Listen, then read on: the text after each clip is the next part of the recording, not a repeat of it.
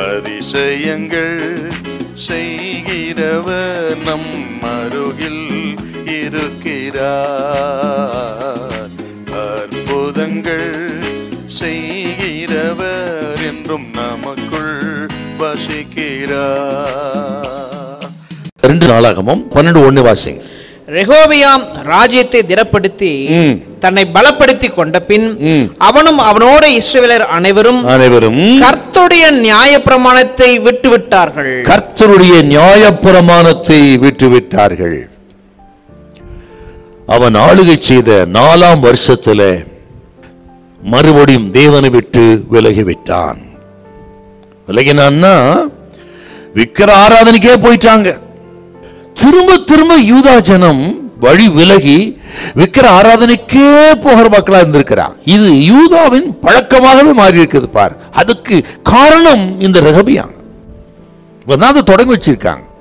தகப்பனோட இவன் மோசமாயிட்டாங்க. அவன் ஆண்டவர் இதை குறித்து பல விஷயம் எச்சரிக்கிறார். சாலமோனை எச்சரித்திருக்கிறார், இவனை எச்சரிக்கிறார். ஆனால் கீழ்ப்படியாமல் போன பொழுது எகிப்தின் ராஜா ஷீஷாக்கு அனுப்புறார்.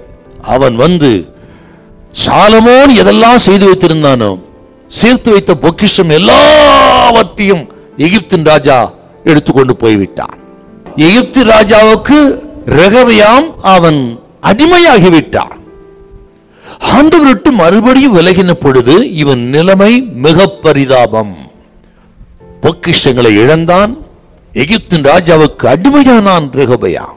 அவன் சொல்றத நீ கேட்கணும். அவன் ஆண்டவர் ஏன் அனுமதிக்கிறான்னா இவன் மறுபடியும் உணர்வடைய வேண்டும். அதுக்கு தாங்க இதை அனுமதிக்கிறார். எகிப்து ராஜாவை ஏன் அனுப்பினார்? ஏன் இந்த நஷ்டம்னா இவனை உணர்வடைய பண்ணும்படி, இவன் பாவத்தை உணர்ந்து மறுபடியும் திரும்பும்படி ஒரு வாய்ப்பு கொடுக்கிறார். நம்ம வாழ்க்கையில ஆண்டவர் சில நஷ்டத்தை ஏன் அனுமதிக்கிறாரு? நம் பாவத்தை உணர்ந்து உணர்வடையும்படியாகவே கர்த்தர் செய்கிறார். நாம் உணர்வடைந்து மறுபடியும் ஆண்டவர் தேடி வர வேண்டும் என்பதற்காகத்தான். அழிப்பது தேவனுடைய நோக்க திட்டம் அல்லங்க. ரெகபியாவுடைய வாழ்க்கையில ஒரு எச்சரிப்பு சத்தம் என்னன்னா, நாம் எத்தனை பலசாலிகளா இருந்தாலும் தேவனை தேடவில்லை என்று சொன்னால் நாம் பலனற்றவர்களாய் பயனற்றவர்களாய் போய்விடுவோம்.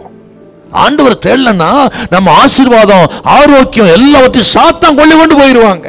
இன்றைக்கு கர்த்தர் சொல்லுகிறார், ஆண்டவரை தேடுங்கள், தேடினால் அமலேக்கு கொள்ளை கொண்டு போன எல்லாவற்றையும் திரும்ப கொடுக்க கர்த்தர் வல்லவர். அமலேக்கு என்றால் எகிப்து ராஜா என்ன சாத்தான். சாத்தான் கொள்ளை கொண்டு போன ஆரோக்கியத்தை கர்த்தர் திரும்ப கொடுப்பார் உங்களுக்கு.